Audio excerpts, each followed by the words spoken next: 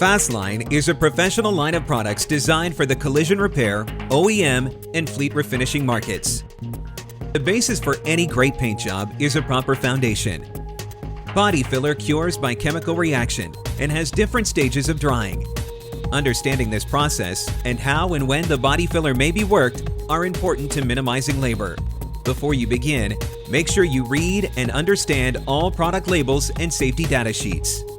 Use of disposable nitrile gloves, protective eyewear, and respiratory protection is highly recommended.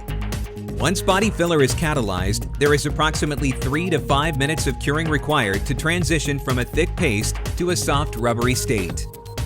This transition from paste to soft solid is called the gel point, and the time when rough shaping is the easiest. Temperatures, catalyst level, and film thickness will cause the dry time to vary, so it is important to closely monitor curing or body filler may become too hard for rough shaping. This soft, rubbery state can be easily identified by using fingernail to test firmness of body filler. For rough shaping where a significant amount of body filler needs to be removed, remove with an auto body file to achieve the rough shape desired. When rough shaping does not require significant body filler removal, shape with 36 grit on a sanding block. In using either tools, avoid contacting adjacent paint surfaces to minimize additional labor time to remove scratches in next steps. The body filler continues to cure and becomes sandable without clogging sandpaper at about 15 to 20 minutes after catalyzing. To test if body filler is sufficiently hard, test hardness with your fingernail. If your fingernail can easily make an indentation in body filler has not sufficiently through cured to powder easily when sanding. Sand with 80 grit with a DA sander, using a stroke of 3/8 of an inch for faster sanding of body filler.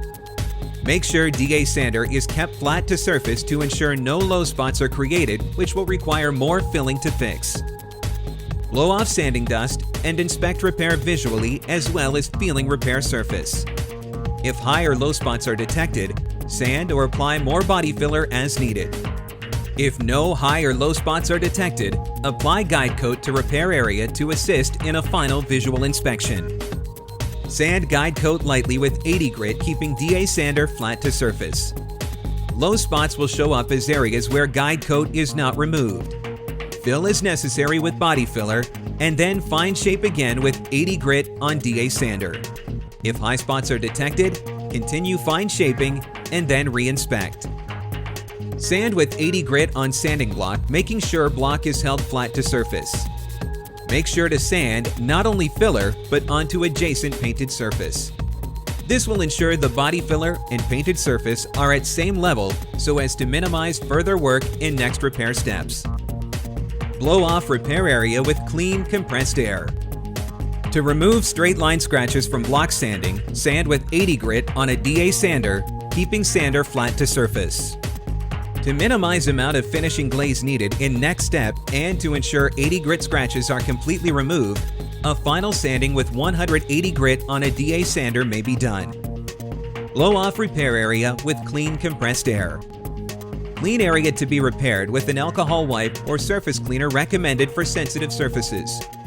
Avoid using lacquer thinners or other strong solvents which will swell body filler and cause edge mapping or show through as loss of gloss after top coating. Wipe dry with clean wiping cloth to remove any residual dust that may interfere with adhesion of finishing glaze or primer. Body filler may be recoated with glaze or primer after 25 to 30 minutes when allowed to cure at room temperature or above. FASTLINE has a complete line of support products available. Check out our other FASTLINE videos on YouTube.